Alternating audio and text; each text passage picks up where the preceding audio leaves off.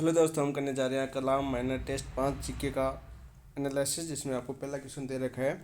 निम्न में से राजस्थानी साहित्य की कौन सी श्रेणी कहानी तथा विद्या से संबंधित है? वात है या वैली है या वचनिका है या विगत है? तो कौन सा हो जाएगा आपका आंसर? वात हो जाएगा। देखो, वचनिका किसे कहते हैं? ये गद्य और पद्य का तुकांत रचना होती है, उसे वचनिका कहते हैं। गद्य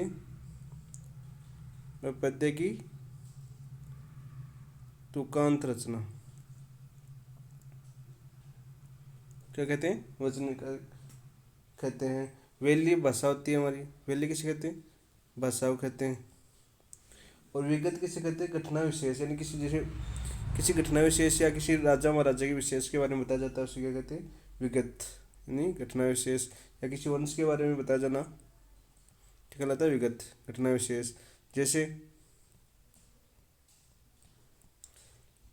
एग्जाम्पल के लिए ले लो, जैसे मारवाड़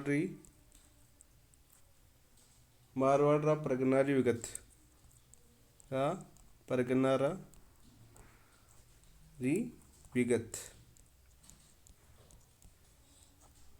ठीक है। तो क्वेश्चन नंबर 2 देखिए, तो आपका आंसर हो गया ऑप्शन नंबर 1। क्वेश्चन नंबर 2 देखिए। क्वेश्चन नंबर 2 क्या है? निम्न में से पृथ्वीराज रासो नामक ग्रंथ के संदर्भ में निम्न कथनों पर विचार कीजिए। क्या सत्य कथनों का चयन करना है हमें? इस ग्रंथ की रचना कवि राजा श्यामलदास ने की थी। कवि राजा श्यामलदास ने की थी। पृथ्वीराज रासो ग्रंथ की रचना किसने की थी? पृथ्वीराज रासो ग्रंथ की रचना की थी चंद्रवरदाई ने। चंद्रवरदाई ने चंद्रवरदाई ने की थी। इस ग्रंथ की मुख्य पिंगल है। इस ग्रंथ में पृथ्वीराज चौहान तृतीय व त्रयन युद्धों की जानकारी प्राप्त होती है। तो 2 और 3 सही है, तो इसका आंसर हो जाएगा आपका ऑप्शन नंबर 3। चंद्रवरदाई ने लिखी थी पृथ्वीराज रासो। इसमें श्रृंग देखो, पृथ्वीराज रासो है अपनी,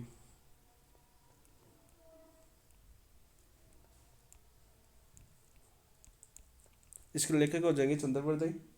इसमें तो पूछते हैं श्रृंग। इसमें कुल कितने श्रृंग है पृथ्वीराज रासो में? 69 श्रृंग है। छंद कितने हैं इसमें? 10,000 प्लस छंद है। 10,000 प्लस छंद है। और इस पृथ्वीराज रासो का रस कैसा है? रस श्रृंगार वीर, श्रृंगार वीर रस है इनका। ठीक है। जो कवि श्यामलदास है, कवि श्यामलदास, इसने कौन सी रचना की थी? पुस्तक की थी पृथ्वीराज रासो की नवीनता।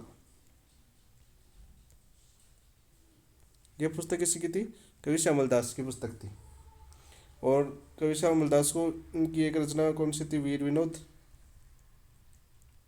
और वीर विनोद के अनुसार ही पता चलता है कि पृथ्वीराज रासो नवीनता की पुस्तक की रचना किसने की थी? कवि श्यामलदास ने की थी। क्वेश्चन नंबर 3 देखें। निम्न में से सही सम्मिलित नहीं है। कौन सा सही सम्मिलित नहीं है? हमीर रासो की रचना सारंगधर ने की थी, सही है। कुमार रासो की रचना दलपति विजय ने की थी, ये भी सही है। डोला मारूर दुआ कृष्णदास ने नहीं की थी। डोला मारूरा दुआ है, इसकी रचना कवि कलोल ने की थी, कवि कलोल महोदय ने की थी।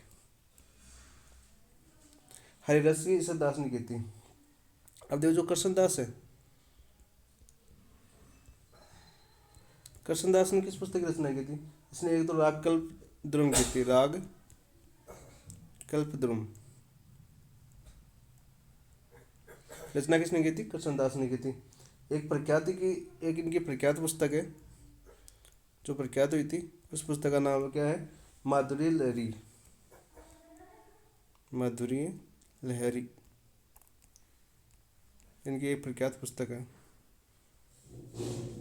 क्वेश्चन नंबर 4 देखिए। क्वेश्चन नंबर 4 क्या है? निम्न में से पृथ्वीराज राठौड़ का रचना नहीं है। जो पृथ्वीराज राठौड़ थे, बीकानेर के राज सिंह के छोटे भाई, उसकी काव्य रचना नहीं है।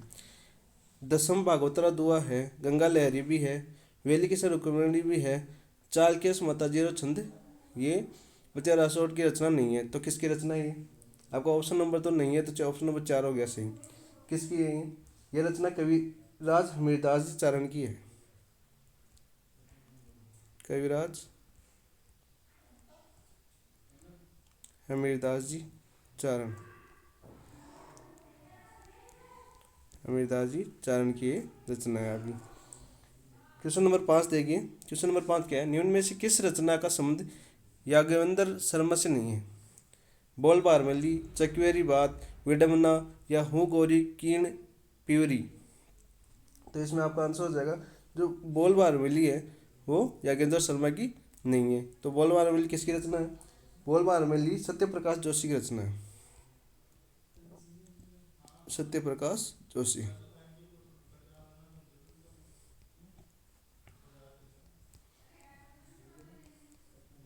सत्य प्रकाश जोशी की रचना है बोल बारमेली। क्वेश्चन नंबर नेक्स्ट है, क्वेश्चन नंबर 6 क्या है आपका, बंदी नरेश बुद्ध सिंह ने निहत रंग नामक रीति ग्रंथ की रचना किस भाषा में की थी? क्वेश्चन नंबर 6, बंदी नरेश बुद्ध सिंह ने निहत रंग नामक रीति ग्रंथ की रचना किस भाषा में की थी? यह रचना ढूंढानी भाषा में की थी, या मेवाती भाषा में की थी, या गोडवाड़ी भाषा में की थी, या ब्रज भाषा में की थी? तो कौन सी भाषा में की थी? ये ब्रज भाषा के अंदर की थी। आपका ऑप्शन नंबर हो जाएगा 4 इसका आंसर। क्वेश्चन नंबर 7 देखिए, रांगड़ी बोली मिश्रण है, ढूंढाड़ी या मारवाड़ी का है, या मारवाड़ी मालवी का है, या ढूंढाड़ी शेखावटी का है, या शेखावटी मेवाती का है? तो ये किसका हो जाता? मारवाड़ी और मालवी का मिश्रण है। रांगड़ी बोली किसका मिश्रण है? मारवाड़ी और मालवी का मिश्रण है। ऑप्शन नंबर 2 आपका आंसर हो जाएगा। क्वेश्चन नंबर 8 देखिए, निम्न में से किस रचना में गिरी सुमेल तथा धर्मत के युद्ध का उल्लेख मिलता है? गिरी सुमेल का युद्ध कब हुआ था? 1544 में। और धर्मत का युद्ध कब हुआ था? 1564 में होता। धर्म तो ये रचना किस उल्लेख में मिलता है? संगतरास में मिलता है, या रणमल चंद्र में मिलता है, या सूरज प्रकाश में मिलता है, या डोला मारूरा दुआ में मिलता है? तो ये मिलता है आपका सूरज प्रकाश के अंदर। Option number 3। सूरज प्रकाश की रचना किसने की थी? सूरज प्रकाश की रचना की थी कर्णिदान ने। कर्णिदान होते हैं। डोला मारूरा दुआ बताया दिया आपको किसने की थी? कवि कल्लोल ने। रणमल चंद श्रीधर व्यास की रचना है। किसकी है ये पुस्तक? श्रीधर व्यास की। श्रीधर व्यास की है। संगतरासो किसकी रचना है? गिरधर आसिया की। गिरधर आसिया। गिरधर आसिया की रचना है। नेक्स्ट क्वेश्चन देखिए, क्वेश्चन नंबर 9 क्या है आपका? क्वेश्चन नंबर 9 है, निम्न में से किस रचना की तुलना अब उल फजल करत आयने अकबरी से की जाती है? जो आयने अकबरी से रचना की जाती है, अमर सागर से की जाती है, दयालदासरी ख्यात से की जाती है, वेली किशोर रुक्मिणी से की जाती है, या मारवाड़ा प्रगनारी विगत से की जाती है? विगत बार बताया था। तो ये इसकी तुलना किससे की जाती है? मारवाड़ी प्रगनारी विगत से की जाती है। तो मारवाड़ी प्रगनारी विगत के रचयिता कौन थे? मूर्णोत नैनेसी। मूर्णोत नैनेसी। और दयालदासरी ख्यात के रचयिता कौन थे? खुद दयालदास जी थे। दयालदास जी थे इसकी रचयिता। वेली किशोर रुक्मिणी के कौन थे? पृथ्वीराज राठौड़। पृथ्वीराज राठौड़। कागरोन दुर्ग में लिखी गई थी। कौन से दुर्ग में? कागरोन दुर्ग में।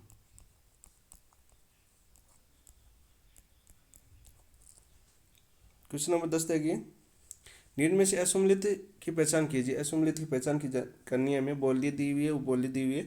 मारवाड़ी की उपबोली के देवड़ा वाटी है, ढूंढाड़ी की चौरासी है, हाड़ौती की काठेड़ी है, मेवाती की राठी है। तो मारवाड़ी की देवड़ावाड़ी है। ढूंढाड़ी की चौरासी उपबोली है, हाड़ौती काठेड़ी बोली नहीं है। तो ऑप्शन नंबर आपका असुमलित, तो ऑप्शन नंबर 3 हो गया आंसर। मेवाती की राठी है। तो काठेड़ी किसकी बोली है? ढूंढाड़ी की उपबोली है। काठेड़ी किसकी बोली है? ढूंढाड़ी की उपबोली है।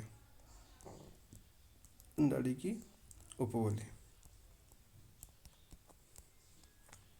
ढूंढाड़ी की उपबोली है।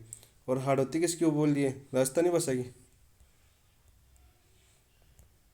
राजस्थानी भाषा की उपबोली कौन सी है? हाड़ौती। क्वेश्चन नंबर 11 देखिए, निम्न में से कौन सी बोली राजस्थान के सर्वाधिक क्षेत्र में बोली जाती है? मालवी बोली जाती है, मारवाड़ी बोली जाती है, ढूंढाड़ी बोली जाती है, हाड़ौती। तो सबसे ज़्यादा तो मारवाड़ में बोली जाती है। मारवाड़ी बोली जाती है राजस्थान में। ऑप्शन नंबर 2 आपका आंसर हो जाएगा।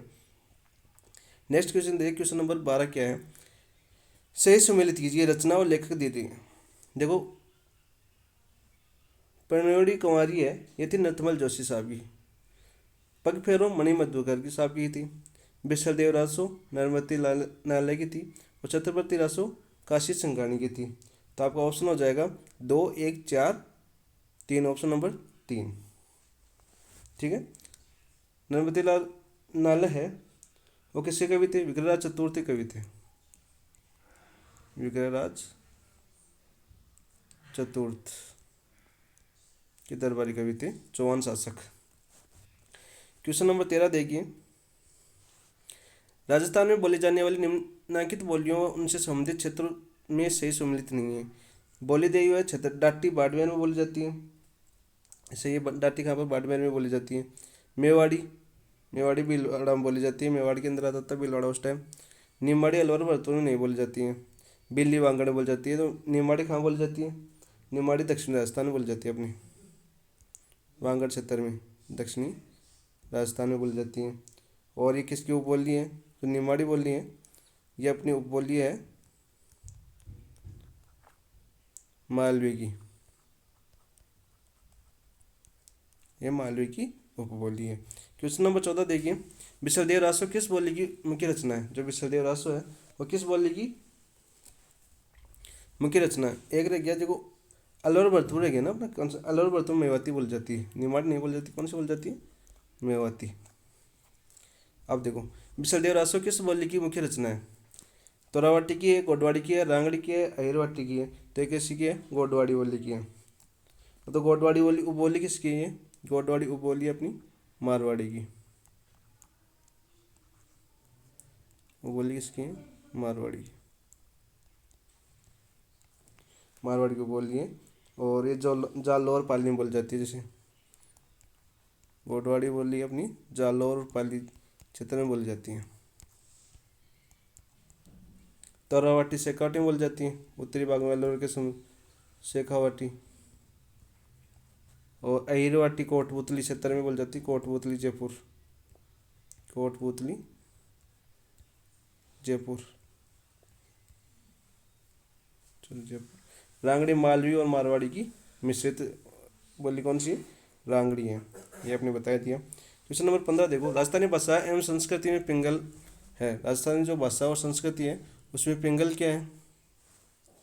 काव्य शैली है, बोली है, लिपि है, गद्य गीत है। तो आपका आंसर क्या होगा? काव्य शैली है। पिंगल क्या है? एक काव्य शैली। ऑप्शन नंबर का आंसर हो जाएगा। क्वेश्चन नंबर 16 देखो, मालवा क्षेत्र में नवविवाहिता द्वारा अपने पीर पक्ष की प्रतीक्षा में गाया जाने वाला गीत कौन सा है? चिरमी। चिरमी गीत गाती है जब लड़कियां ससुराल चल जाती है अपने पीर की याद में। इसकी गीत है ये अलवर मेवात में गाया जाता है। ये गीत कौन सा? अलवर मेवात क्षेत्र में।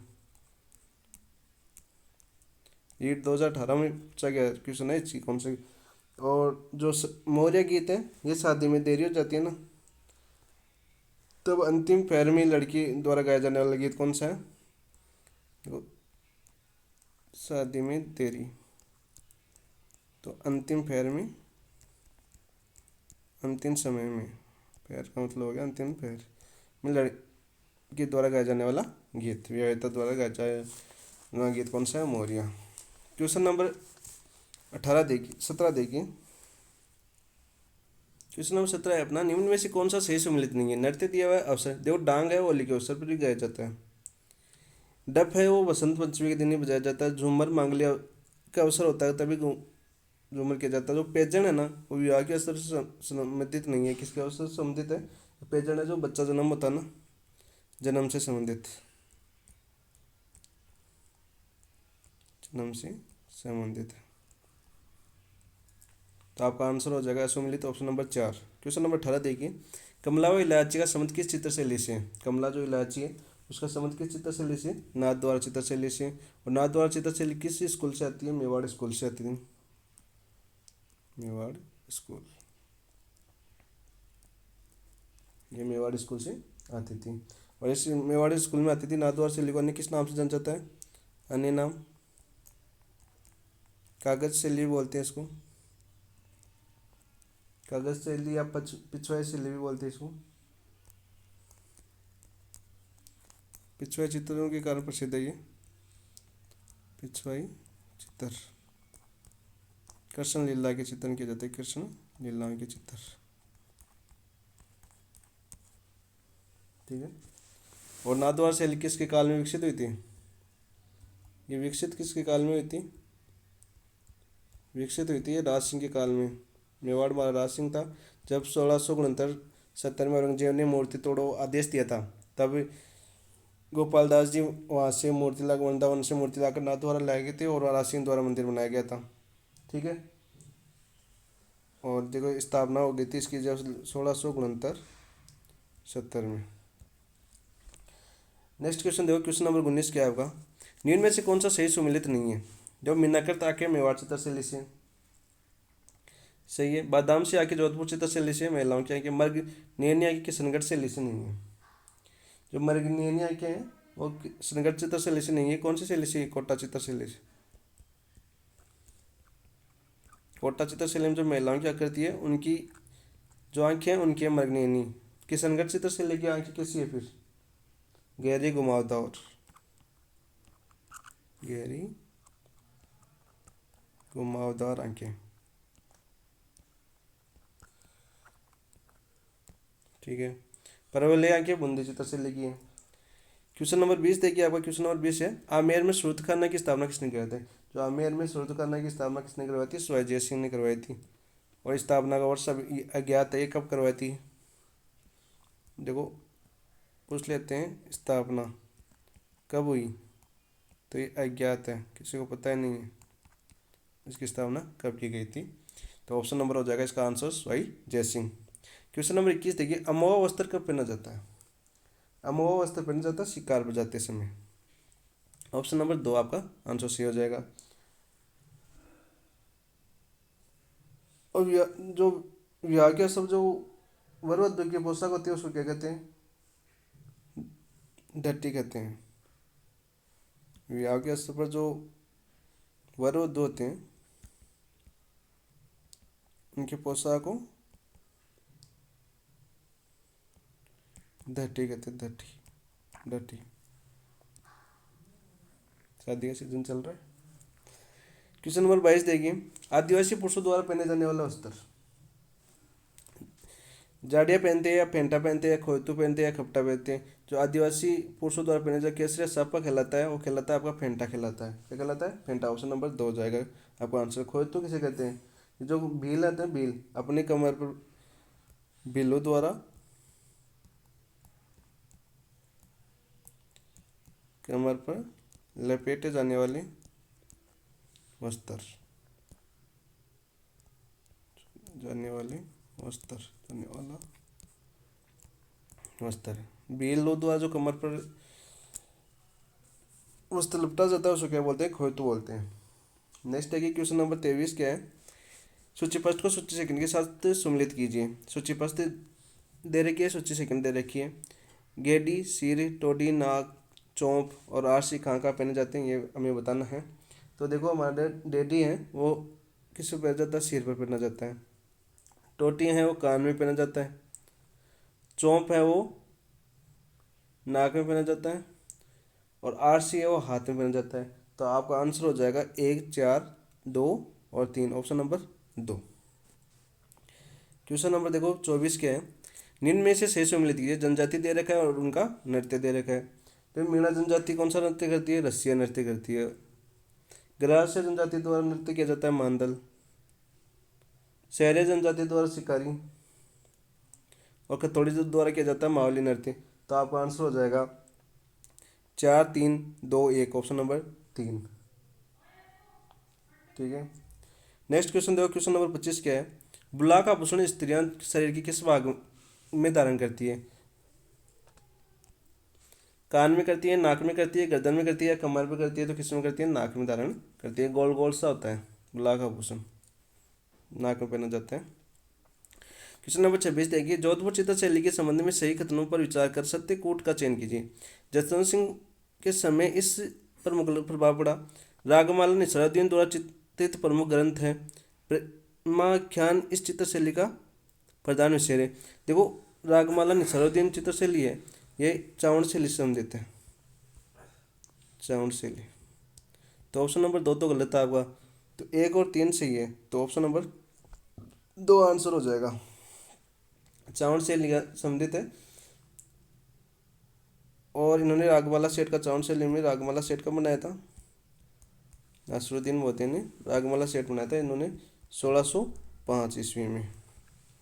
चावड़ शैली महाराणा प्रताप के काल में विकसित हो गई थी, चावड़ राजधानी बनाने के साथ ही। लेकिन देखो मारवाड़ है, मारवाड़ जो मारवाड़ या जोधपुर चित्रशैली है, इसके अंदर रागमाला सेठ का चित्र किसने किया था? रागमाला सेठ का चित्रण किसने किया था? तो रागमाला सेठ है उसका चित्रण किया था विठल दास जी या वीर जी, विठल दास, या इनका उपनाम वीर जी भी आता है एग्जाम में, वीर जी, जो कहाँ के थे? पाली के थे। इनका ये भी पूछा गया है, पाली के थे। तो इसका आंसर तो आपका ऑप्शन नंबर 2 हो गया। क्वेश्चन नंबर 27 देखिए, निम्नलिखित में से कौन सा संत निर्गुणोपासक नहीं है? जसनाथ जी, दरियाव जी, अगरदास जी या दादू दयाल जी? तो आपका आंसर हो जाएगा अगरदास जी। अगरदास जी इंपॉर्टेंट हो जाता है क्योंकि रेवासा सिकरपेट है, रेवासा सिकरपेट, अभी इनके जो महंत थे उनका देहांत हुआ है, तो ये इंपॉर्टेंट बन जाता है यहाँ पर क्वेश्चन। और ये कौन से संप्रदाय की रचना की थी इन्होंने? रसिक संप्रदाय। इसमें भगवान राम है ना, उस कृष्ण की बातें रसिक मानकर माधुरी भाव से उपासना की जाती है। अगरदास जी की जो रचना थी, रचना कौन सी थी? ध्यान मंजरी, ध्यान मंजरी इनकी रचना थी। जसनाथ जी बीकानेर से संबंधित है, बीकानेर। दरियाव जी रेण शाखा से हैं, रेण। और दादा दयाल जी की पीठ है नरेना पीठ, जयपुर, जयपुर के अंदर। क्वेश्चन नंबर 28 देखिए, सम्मिलित करना है हमें। संप्रदाय दे रखा है और प्रवर्तक दे रखा है। देखो अल्खनीय संप्रदाय की स्थापना किसने की थी? लालगिरी ने की थी। दो, पाशुपत संप्रदाय लकुलेश जी। बैराग पंथ की स्थापना भर्तृहरि ने की थी और रामसनेही की संप्रदाय संबंधी रामचरण जी है। तो आपका आंसर हो जाएगा यहाँ से ऑप्शन नंबर 2, 3, 1, 4, ऑप्शन नंबर 4। अब जो लालगिरी जी है, इनका जन्म तो कहाँ से था? सुलखिया चूरू,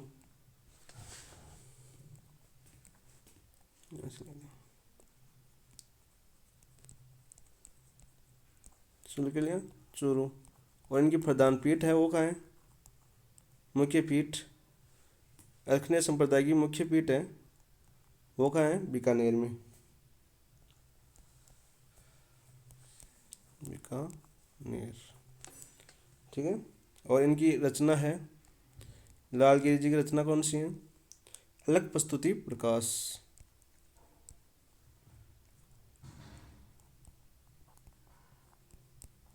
प्रस्तुति प्रकाश इनकी रचना है। ठीक है। पाशुपत संप्रदाय लकुलेश जी, तो शिव का कौन सा अवतार माना जाता है? 28वां अवतार या कल के अवतार भी माना जाता है, 28वां अवतार। ठीक है। बैरागपत है, इसकी स्थापना किसने की थी? भर्तृहरि ने की थी। और इनकी पीठ कहाँ है? मुख्य पीठ, बैरागपंथ की मुख्य पीठ है अपनी राताडूंगा नागौर, पुष्कर के समीप पड़ता है, लेकिन ये पुष्कर में नहीं है, नागौर में, राताडूंगा नागौर। और रामसनेही जो रामचरण जी है, इनका संबंध कहाँ से है? भीलवाड़ा से, शाहपुरा भीलवाड़ा। और यहीं पर क्या पड़ता है? फूल डोल उत्सव,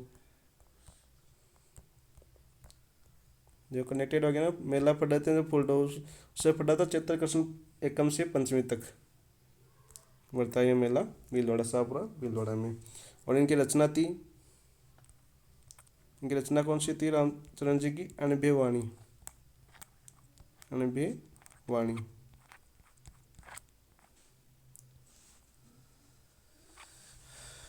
अनभय वाणी। नेक्स्ट क्वेश्चन दो, क्वेश्चन नंबर 29 क्या है? पिपासर, लालसर, रामडावास आदि संबंध किस संप्रदाय से हैं? जो पिपासर, लालसर और रामडावास आदि संप्रदाय विष्णु संप्रदाय से हैं। ऑप्शन नंबर कौन सा हो जाएगा? 1, विष्णु संप्रदाय। देखो अब विष्णु संप्रदाय के प्रवर्तक कौन थे? इनके प्रवर्तक कौन थे? जाम्बोजी,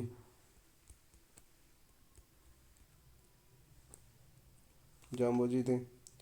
इन्हें उपनाम क्या है, इनके उपनाम देखो, इनके उपनाम थे, इन्हें गूंगा गैला संत भी कहते हैं, गूंगा गैला संत, है ना। पर्यावरण वैज्ञानिक, पर्यावरण वैज्ञानिक, पर्यावरण वैज्ञानिक, ठीक है। बचपन का नाम क्या था इनका, जाम्बो जी के बचपन का नाम था धनराज। साधना किन कहाँ की थी इन्होंने, साधना की थी धौल दौरा, धौल दौरा संभराथल, संभराथल बीकानेर,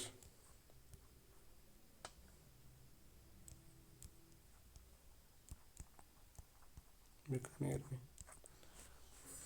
उपदेश क्या कहलाते हैं इनके, जहाँ उपदेश देते थे वो क्या कहलाता है, सात्रिया।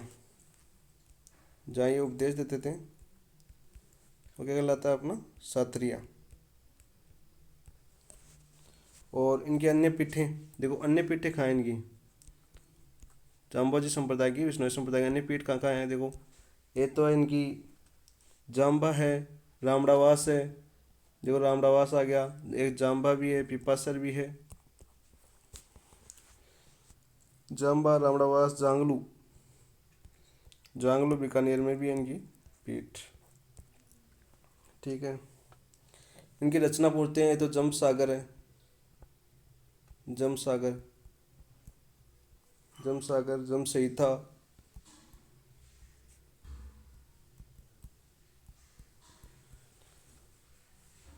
और विष्णु धर्म प्रकाश, तीन रचनाएं थी इनकी। जम संहिता में 20+9 उपदेशों का वर्णन किया गया है। तो ये 29 क्वेश्चन हो गया आपका। क्वेश्चन नंबर 30 देखो, संत माओ जी के संबंध में असत्य कथन बताना है। संत माओ जी ने चोपड़ा नामक ग्रंथ की रचना की थी। हाँ, माओ जी ने की थी चोपड़ा नामक ग्रंथ की रचना, किसने की थी, माओ जी ने की थी।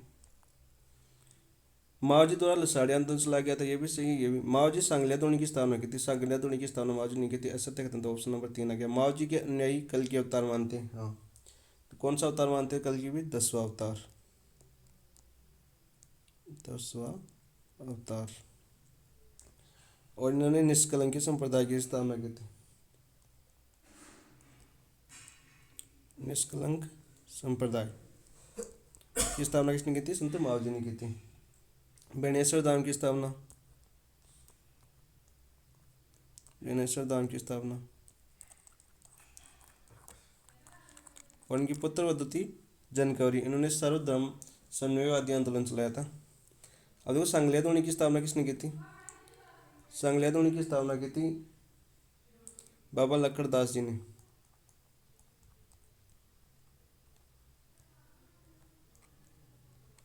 लक्कड़ दास जी ने। भारत की प्रसिद्ध धुनी है ये भी, जो सीकर से लोसल के समीप पड़ती है। क्वेश्चन नंबर 31 देखिए, इनमें से कौन सा संप्रदाय राधा को कृष्ण की परिणीता मानकर उनकी पूजा करता है। राधा को कृष्ण की परिणीता मानकर निम्बार्क संप्रदाय करता है। कौन सा संप्रदाय करता है, निम्बार्क संप्रदाय करता है। निम्बार्क संप्रदाय, निम्बार्क संप्रदाय का मत क्या था, निम्बार्क संप्रदाय का मत है द्वैताद्वैत या भेदाभेद, द्वैताद्वैत या भेदाभेद। और इनकी रचना थी वेदांत परिजात भाष्य, वेदांत परिजात भाष्य रचना, ठीक है। वल्लभ संप्रदाय के प्रवर्तक कौन थे, वल्लभाचार्य जी।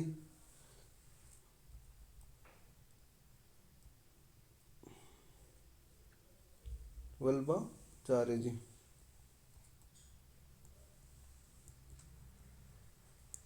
इनका मत था शुद्धाद्वैत, और इनकी रचना क्या थी, अणुभाष्य। गौड़ी संप्रदाय, चैतन्य महाप्रभु,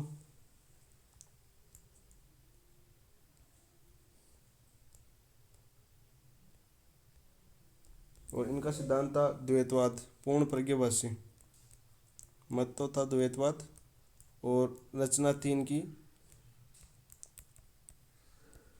पूर्ण प्रज्ञाभाषी। ठीक है। रामानंदी संप्रदाय श्री संप्रदाय से संबंधित थे और इनका मत क्या था? विशिष्टाद्वैत, विशिष्टता।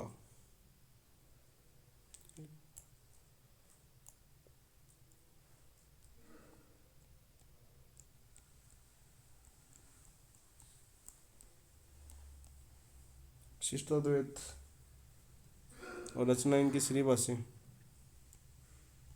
श्री भाष्य की रचना थी। तो आपका आंसर ऑप्शन नंबर 2 हो गया और इनके मत और सिद्धांत हमने देख लिए चारों ऑप्शनों के। क्वेश्चन नंबर 32 देखिए, इनमें से सही सम्मिलित नहीं है।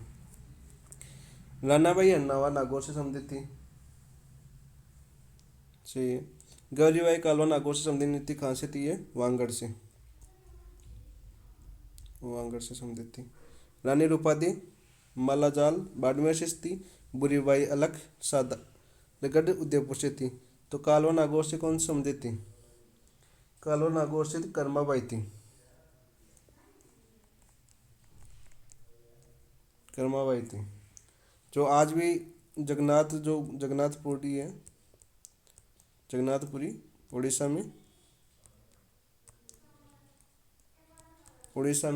वहाँ पर खिचड़ी का भोग लगा जाता है। यहाँ से जाता है अपने नागौर से खिचड़ा बन के। क्वेश्चन नंबर 33 देखिए, निम्न में से किस सूफी संत को बागड़ का धनी कहा जाता है? साजत शक्कर पीर बाबा को कहा जाता है। ऑप्शन नंबर 1 आपका आंसर हो जाएगा। शेख अमीनुद्दीन, ये सन्यासियों का तारकिन कहा जाता है। इनको क्या कहा जाता है? सन्यासियों का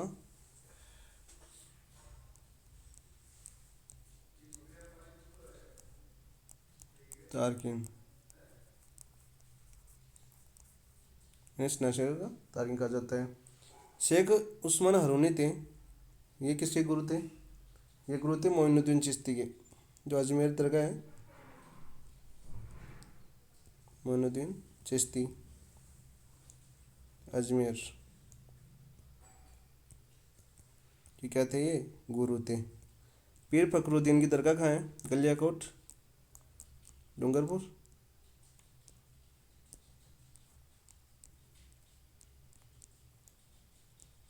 डूंगरपुर। नेक्स्ट क्वेश्चन देखिए, क्वेश्चन नंबर 34, ब्रह्मचरित्र भक्ति सागर और दयाबोध आदि ग्रंथों का संबंध किस संप्रदाय से? निम्बार्क संप्रदाय से, या चरणदास संप्रदाय से, या लालदास संप्रदाय से, या निर्जनी संप्रदाय से? तो इसका संबंध किससे है? आपके चरणदास संप्रदाय से। इसके प्रवर्तक कौन थे? संत चरणदास जी थे।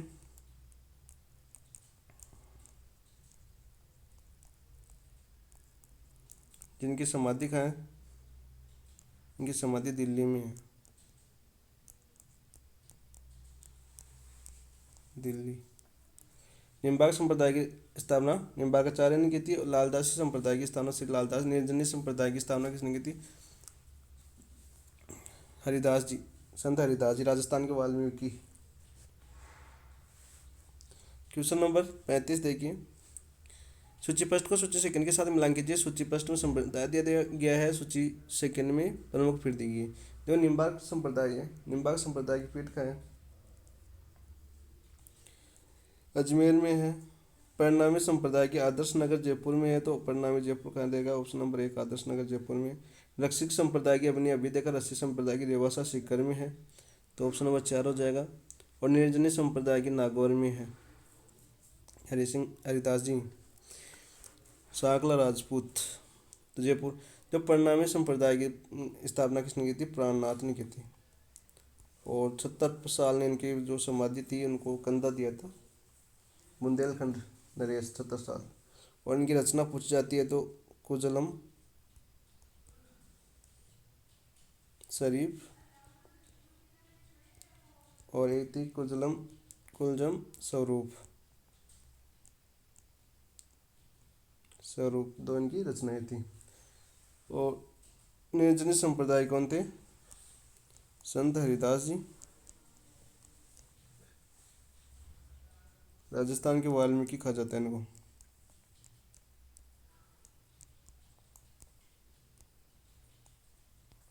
और इनकी रचना थी मंतर राज प्रकाश। मंतर राज प्रकाश बहुत बार एग्जामों में पूछी गई है। मंतर राज प्रकाश बहुत बार एग्जामों में पूछी गई है। क्वेश्चन नंबर 36 देखिए, राजस्थान के लोकगीतों संबंधित क्षेत्र में असम्मिलित है। देखो पीपली सेक्रेटरी में गाया जाता है, सही है। जोरावर जैसलमेर में गाया जाता है, हिचकी मेवाती में गाया जाता है, केवड़ा हड़ौती में नहीं गाया जाता है। केवड़ा कहाँ गाया जाता है आपका, मेवाड़ क्षेत्र में गाया जाता है। मेवाड़ क्षेत्र में गाया जाता है। आंसर तो असंगत सम्मिलित कौन सा आ गया, ऑप्शन नंबर 4। क्वेश्चन नंबर 37 देखिए, लंबा चौड़ा व गठीला बदन, गोल मूछ, ऊंची पगड़ी, राजसी वैभव के वस्त्र आभूषण जैसे पुरुष आकृति विशेषता किस चित्र शैली की है। तो ये चित्र शैली है अपनी जोधपुर चित्र शैली की। ऑप्शन नंबर 1 आपका आंसर हो जाएगा। क्वेश्चन नंबर 38 देखिए, अजमेर चित्र शैली का संबंध किस पेंटिंग स्कूल से है। जो अजमेर चित्र शैली है इसका संबंध था अपने मारवाड़ी स्कूल से संबंधित थी ये। ऑप्शन नंबर 2 आंसर हो जाएगा। क्वेश्चन नंबर 39 देखिए, निम्न में से सुमिलित नहीं है। जो कलीला दमना का मोहम्मद शाह रचना नहीं थे, इसका कलीला दमना का चित्रकार है वो याद ही नहीं है। ये याद रखना, ऐसे क्वेश्चन पूछते हैं जिनकी याद नहीं है, रामांशु दे देते हैं कोई तो होगा। डोला मारूद निसारुद्दीन था। कश्मीर का दृश्य परमानंद चोयल। पर चित्रांगन श्रीलाल जोशी। तो आपका आंसर क्या जगह सुमिलित नहीं है, option number 1। Question number 40, Rajasthan की विभिन्न लोक गायन शैलियों के संबंध में सत्य कथन का चयन करना है। देखो सदिक खा, साखर खा, गुफर खा संबंधी मंगलियार शैली से नहीं था। कौन सी शैली से था इनका, कामयाचा शैली से था। कामयाचा शैली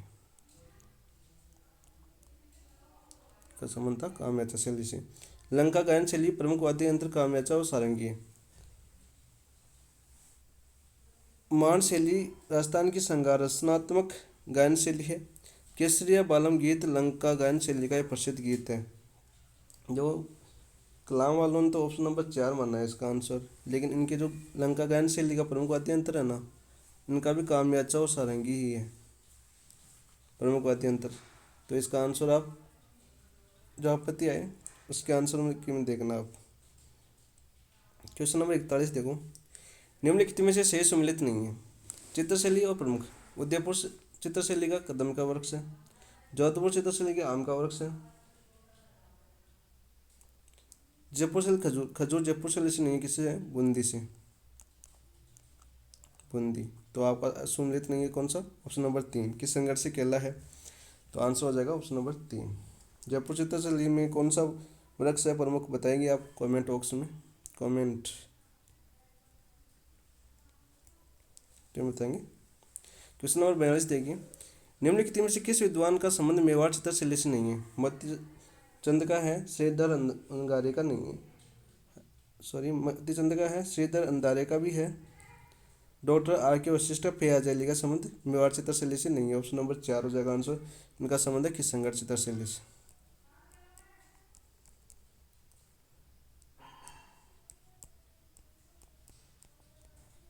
देवगढ़ चित्रशैली को प्रकाश में लाने का श्रेय कौन था, श्रीधर अंधारे।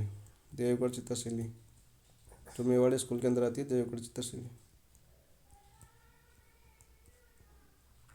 क्वेश्चन नंबर 43 देखिए, शंकरदास, माधुदास, शिवदास, अमरदास चित्रकला की किस शैली से संबंधित है। जिसमें दास दास दास दास आगे आ जाए वो जोधपुर चित्रशैली से संबंधित है।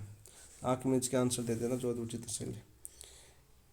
क्वेश्चन नंबर 44, निम्नलिखित में से कौन कौन से आभूषण महिलाएं सिर पर पहनती है। देखो रखड़ी, मेहमद, गोखरू, टिकड़ा, कौन कौन से आभूषण पहनती है। देखो रखड़ी पहनती है सिर पर, मेहमद पहनती है, टिकड़ा भी सिर पर पहनती है। तो ए बी और डी ऑप्शन नंबर 2 हो जाए। तो गोखरू कहाँ पर पहनती है, हाथ में।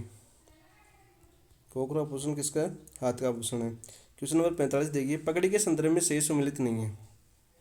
जो आपकी पगड़ी है उसके संदर्भ में सही सम्मिलित नहीं है।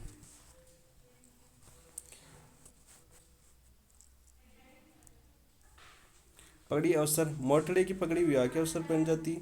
लहरिया की पगड़ी सावन पर पहन जाती है। मदिल ओली केसरिया पगड़ी तो असम्मिलित कौन सा हो जाएगा आपका, ऑप्शन नंबर 45 में आंसर हो जाएगा। मदिल है वो होली पर नहीं पहनी जाती। मदिल कब पहनी जाती है, दशहरे के अवसर पर पहनी जाती है। दशहरे के अवसर पर पहनी जाती है। होली पर कौन सी पहनी जाती है? फिर होली पर फूल पत्ती वाली।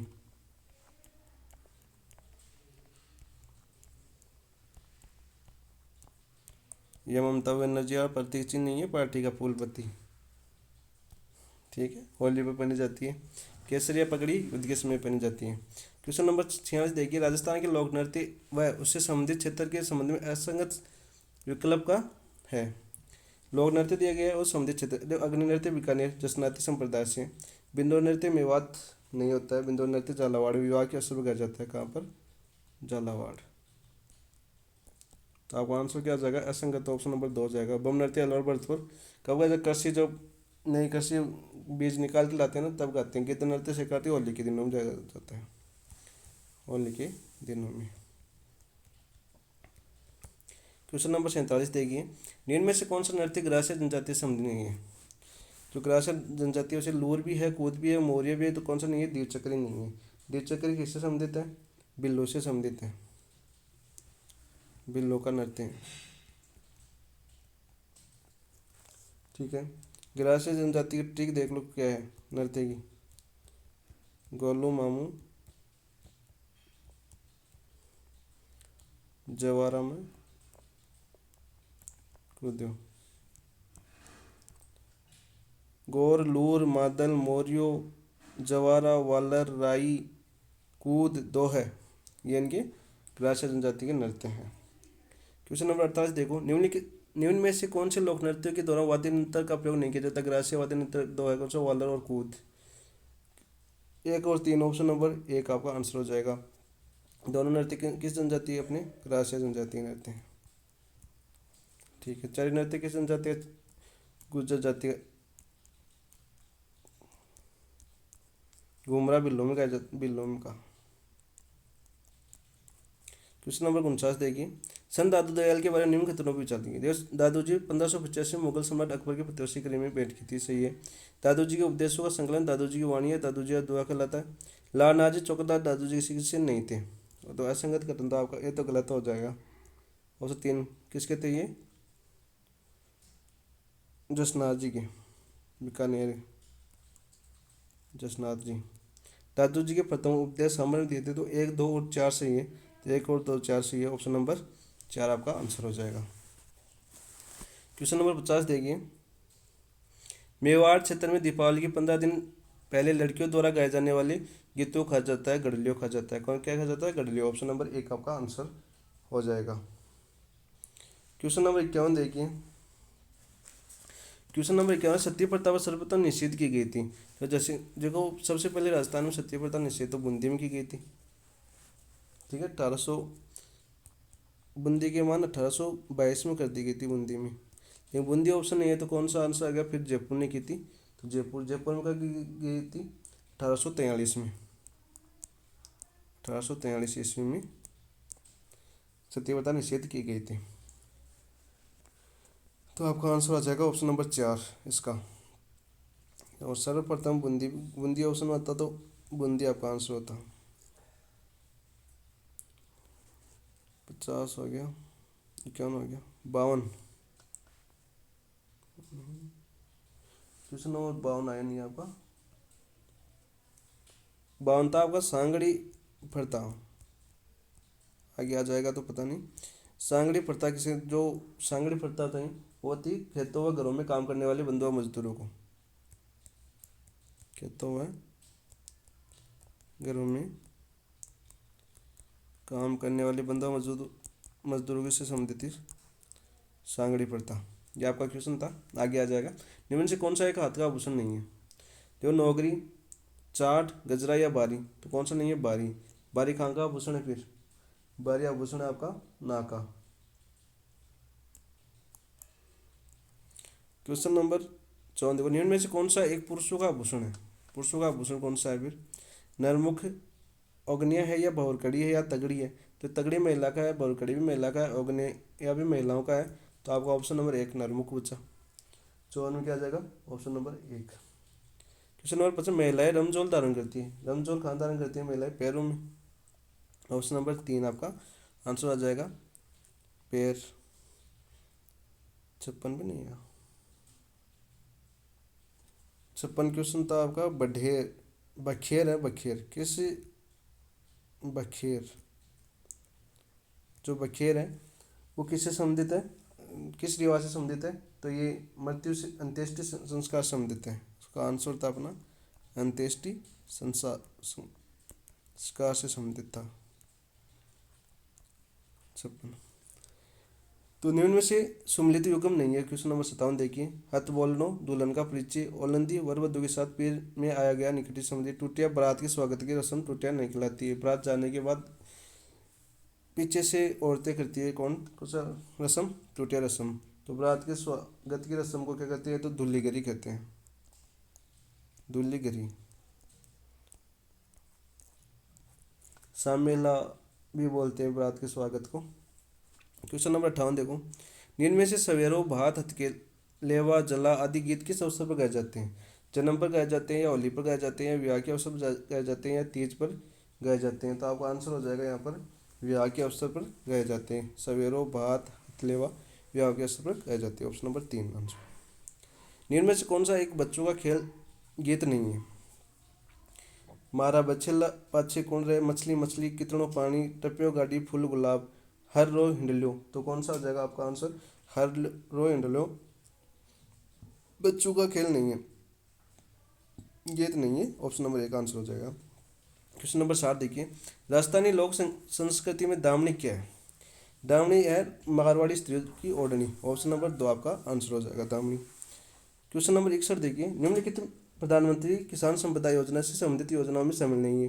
जो प्रधानमंत्री किसान संबंधी योजना है उसमें योजनाओं में शामिल, देखो मेगा फूड पार्क भी शामिल है, कृषि प्रशिक्षण समूह के लिए अवसंरचना भी सम्मिलित है, बैकवर्ड एवं फॉरवर्ड लीकेज निर्माण भी शामिल है, ऑपरेशन ग्रीन भी शामिल है, खाद्य सुरक्षा एवं गुणवत्ता आश्वासन अवसंरचना भी शामिल है। तो 1 2 3 4 5 पाँचों शामिल है। कौन से ऑप्शन है, ऑप्शन नंबर 4 आप आंसर हो जाएगा। क्वेश्चन नंबर 62 देखिए।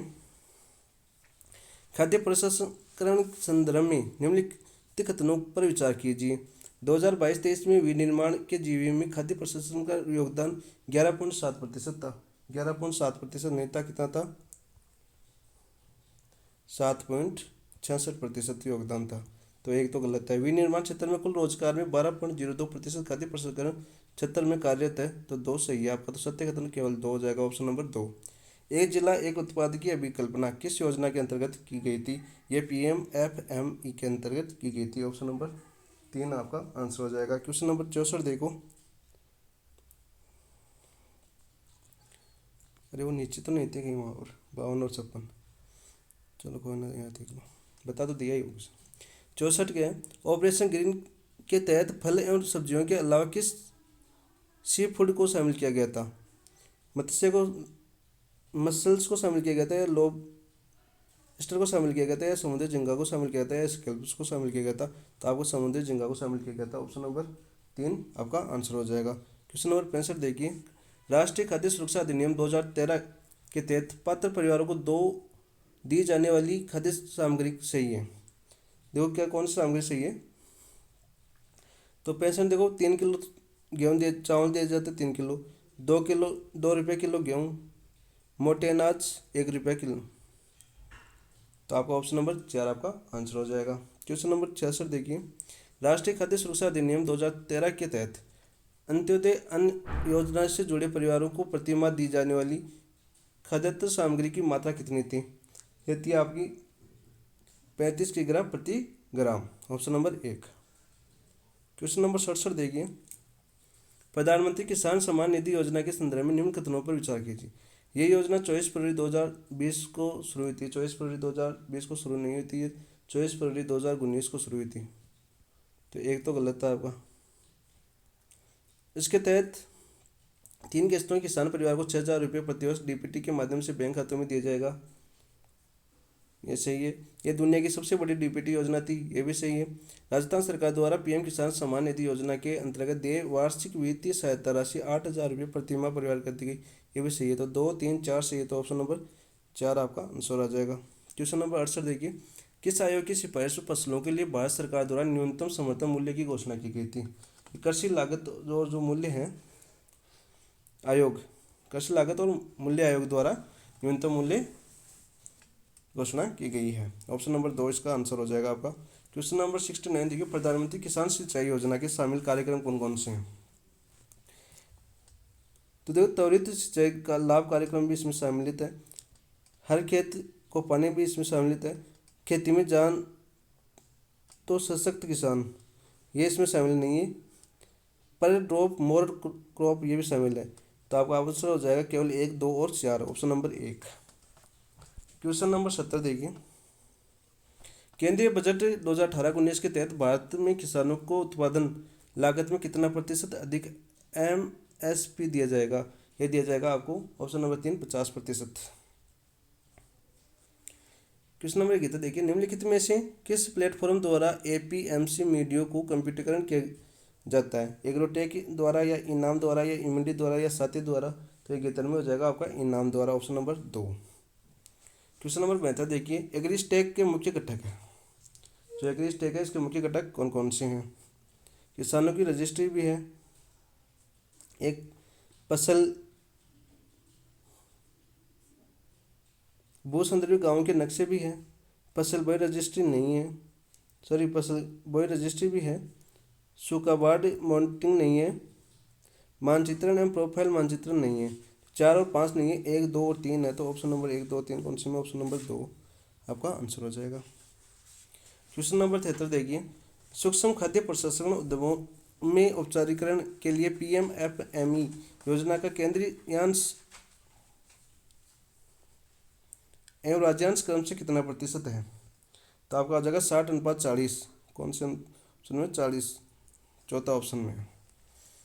क्वेश्चन नंबर 74 देखिए, जैविक एवं प्राकृतिक खेती को बढ़ावा देने के उद्देश्य से शुरू की गई किसान योजना के अंतर्गत 3 वर्षों के लिए 31,500 रुपये प्रति हेक्टेयर की वित्तीय सहायता दी जाती है। जीरो बजट नेचुरल फार्मिंग या परंपरागत कृषि पद्धति या जैविक मूल्य संकलन विकास मिशन या परंपरागत कृषि विकास योजना।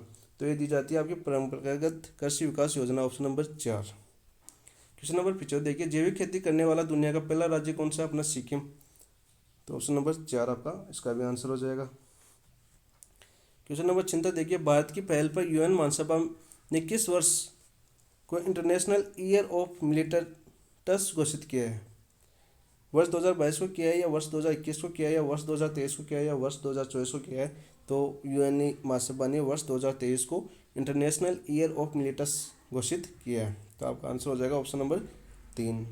क्वेश्चन नंबर 77 देखो, भारत में भूमि उपयोग वर्ष 2021-22 के संदर्भ में असत्य कथन बताना है। देखो, कृषि भूमि 54.8% है, शुद्ध बोया गया क्षेत्र 42.8% है, सदस्य गहनता 164.4% नहीं है, कितनी है, 150% ही है। तो असंगत कथन, तो ऑप्शन नंबर 3 हो जाएगा आपका। 2021-22 में सकल बोया गया क्षेत्र में वृद्धि 1950-51 की तुलना में 66.1%, ये भी सही है। तो असत्य कथन पूछा था, तो ऑप्शन नंबर 3 सत्य गहनता आपका आंसर हो जाएगा। 78 देखिए, आर्थिक समीक्षा 2023-24 के अनुसार भारतीय कृषि क्षेत्र की किस देश की जीडीपी की भागीदारी कितनी रही। तो भारत की 22.38% रही या 30.28% रही या 18.2% रही या 14.18% रही। तो आपका आंसर हो जाएगा ऑप्शन नंबर 2, 18.2%। क्वेश्चन नंबर 79 देखिए, आर्थिक समीक्षा 2023-24 के अनुसार वर्ष 2014-15 की तुलना में वर्ष 2022-23 में पशुपालन क्षेत्र में कितना प्रतिशत वृद्धि की गई।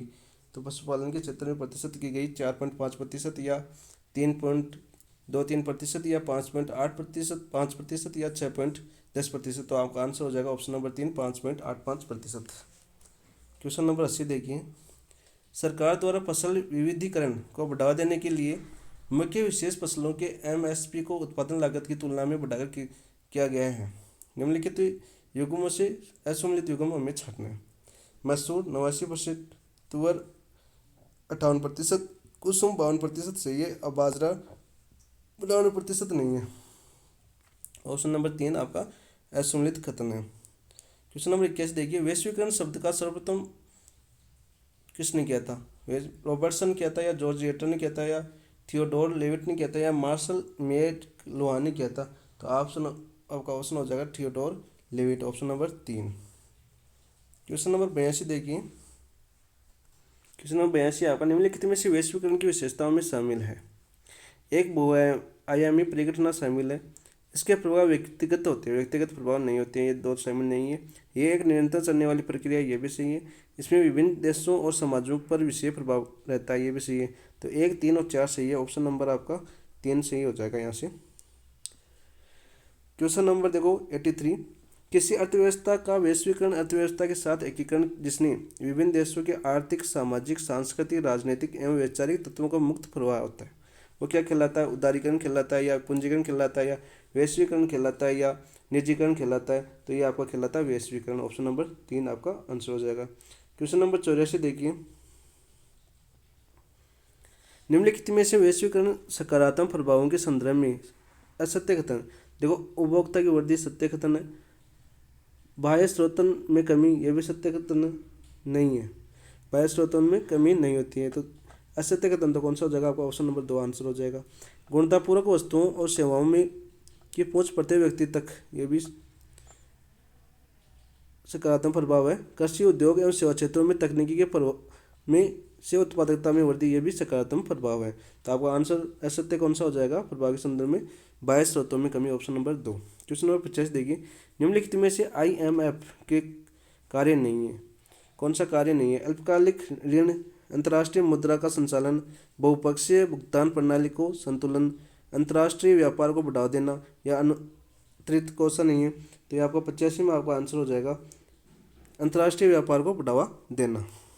ये IMF का कार्य नहीं है, ऑप्शन नंबर 4। क्वेश्चन नंबर 86 देखिए, वैश्वीकरण के भारत पर प्रभावों के संदर्भ में असत्य कथन बताना है। श्रम बाजार में सुधार, ये सत्य कथन है, असत्य नहीं है। नई बैंकिंग और वित्तीय नीतियां में भी, ये भी सत्य कथन है। राजस्व और राजकोषीय सुधार भी होता है, ये भी। सार्वजनिक परिवेश में वृद्धि नहीं होती है, तो ऑप्शन नंबर 4 असत्य कथन हो जाएगा आपका आंसर। क्वेश्चन नंबर 87 देखिए, विश्व युवा रिपोर्ट 2025, विश्व युवा रिपोर्ट 2025 के अनुसार वैश्वीकरण का कौन सा प्रभाव युवाओं पर पड़ा है? कौन सा प्रभाव युवाओं पर पड़ा है? प्रवास पैटर्न, उपभोक्तावाद, या संस्कृत सजातीकरण, या उदाहरणवाद? जो उदारवाद का तो प्रभाव नहीं पड़ा है, और नई संस्कृति का सजातीकरण प्रभाव पड़ा है। तो प्रवासन पैटर्न और उपभोक्तावाद 2 का प्रभाव पड़ा है, तो ऑप्शन नंबर 1 और 2 सही हो जाएंगे आपके, ऑप्शन नंबर 2। क्वेश्चन नंबर 88 देखिए, क्वेश्चन नंबर 88 क्या है आपका? निम्नलिखित में से किसने वैश्वीकरण को अमेरिकन नाम दिया?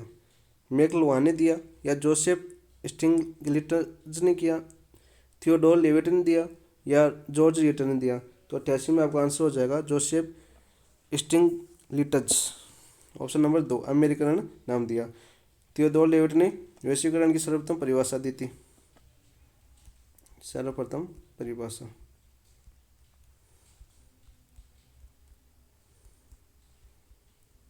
क्वेश्चन नंबर 89 देखिए, what is globalisation, what is globalisation पुस्तक किसने लिखी थी? जगदीश भगवती ने लिखी थी, या उल्रिक बेक ने लिखी थी, या मिल्टन फ्रीडमैन ने लिखी थी, या जोसेफ स्टिग्लिट्ज ने लिखी थी? तो ये पुस्तक आपकी लिखी थी उल्रिक बेक ने, ऑप्शन नंबर 2। क्वेश्चन नंबर 90 देखिए,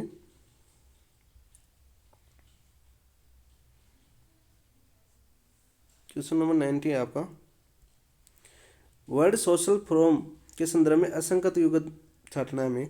देखो, मुख्यालय पोर्टलो अल्गेरा ब्राजील, संस्थापक मिल्टन फ्रीडमैन, या प्रथम बैठक 2004 मुंबई, 16वीं बैठक 2024 काठमांडू नेपाल? तो इसमें असंगत युग्म कौन सा हो जाएगा? देखो, 90 के अंदर 2 युग्म असंगत है।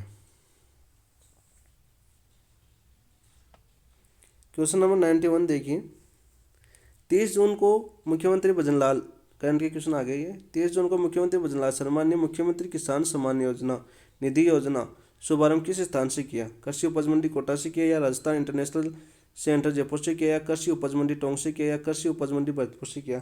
तो ये इन्होंने किया था कृषि उपज मंडी टोंक से, ऑप्शन नंबर 3 आपका आंसर हो जाएगा। क्वेश्चन नंबर 92 देखो, मुख्यमंत्री जन स्वावलंब अभियान 2.0 क्रियान्वयन हेतु नोडल विभाग कौन सा है?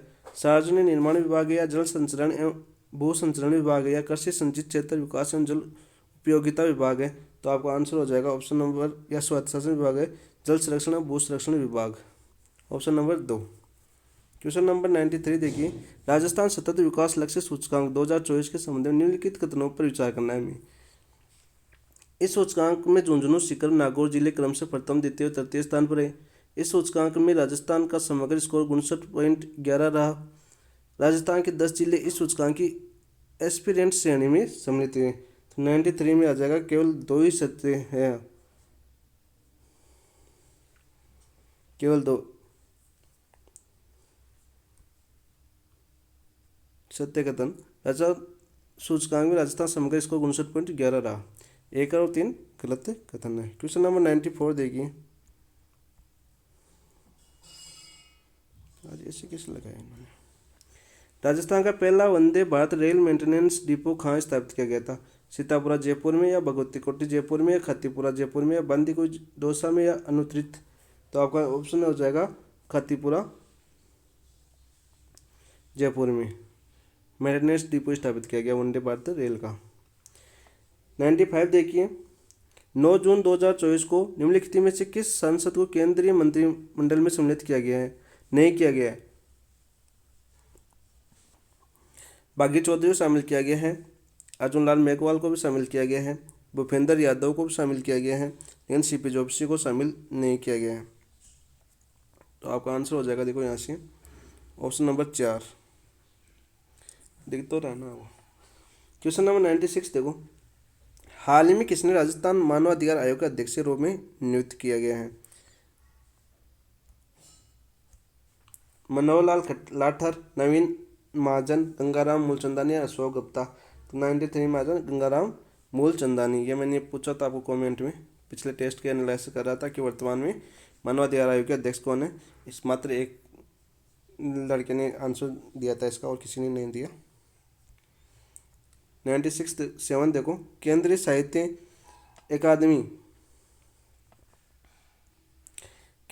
अकादमी द्वारा किसे वर्ष 2024 हेतु राजस्थानी भाषा का बाल साहित्य पुरस्कार प्रदान किया गया है? प्रहलाद सिंह जोल्डा को, या सोनाली सुतार को, या बंगलाल बर्मल को, या विमला भंडारी को, या? तो ये आंसर दिया गया है आपको प्रहलाद सिंह जोल्डा को, ऑप्शन नंबर 1। क्वेश्चन नंबर 98 क्या है? इंडियन स्टॉक मार्केट 2026 के बारे में निम्न कथनों पर विचार कीजिए। इसका राजस्थान में आयोजन 5 फरवरी 2026 को से प्रस्तावित है। ये इंडिया स्टॉक मार्केट का 12वां संस्करण होगा। इसके आयोजन के लिए हाल ही में सीडोस एवं लघु उद्योग भारती के मध्य समझौता पत्र हस्ताक्षर किए गए हैं। तो 90 आंसर में आपका 1 और 3 सही है। ये 12वां संस्करण नहीं था, 1 और 3 सही है, तो ऑप्शन नंबर 2 आपका आंसर हो जाएगा। क्वेश्चन नंबर 99 देखिए क्या है। क्वेश्चन नंबर 99 है, जून 2024 में अम्मान जॉर्डन में आयोजित अंडर 17 एशियन कुश्ती चैंपियनशिप में राजस्थान के किन 2 महिला पहलवानों ने स्वर्ण पदक जीते हैं? कोशिश गुजर या अश्विनी विष्णोई, अनिता राठी या कशिश गुजर, नुप्रिया प्रसाद या अनिता राठी, या प्राची करोला व कशिश गुजर? तो देखो 99 में आपका आंसर हो जाएगा कशिश गुजर और अश्विनी विष्णोई, ऑप्शन नंबर 1। आपका अंतिम क्वेश्चन है 100। सोलह क्वेश्चन क्या है देखो, राजस्थान सरकार द्वारा हाल ही में तैयार की गई टाउनशिप पॉलिसी 2024 में ड्रॉप के संबंध में खतरों पर विचार करना है हमें। तो इस नीति के तहत 1000 वर्ग मीटर में भूखंडों में ग्रीन बिल्डिंग से बनाना अनिवार्य नहीं है। तो ये तो पहला तो ऐसे गलत हो गया। डेवलपर्स द्वारा टाउनशिप का 7 वर्ष तक रख किया जाना अनिवार्य है, तो ये सही है 7 वर्ष तक। तो देखो असत्य पूछा, सत्य पूछा, तो सत्य कौन सा? केवल ऑप्शन नंबर 2। तो देखो केवल 2 कौन सा में? ऑप्शन नंबर 2 आपका आंसर हो जाएगा। यदि आपको ये पेपर देना है तो ये पेपर हमारे टेलीग्राम चैनल है, पेपर एनालिसिस पॉइंट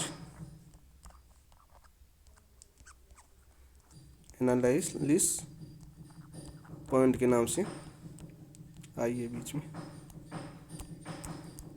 उस पर ये सारे पेपर डाले हुए हैं, वहाँ पर पेपर दे सकते हैं आपको। और वहाँ से मैं सॉल्यूशन आपको यूट्यूब पर करवा रहा हूँ। एनालिसिस आपका पूरा हो रहा है, रिवीजन के लिए काफ़ी बेस्ट साबित होंगे। और लगभग इन्हीं पेपर एनालिसिस से हम 70 से 80% आपका कोर्स कंप्लीट कर रहे हैं, एक दूसरे क्वेश्चन से कनेक्ट करके।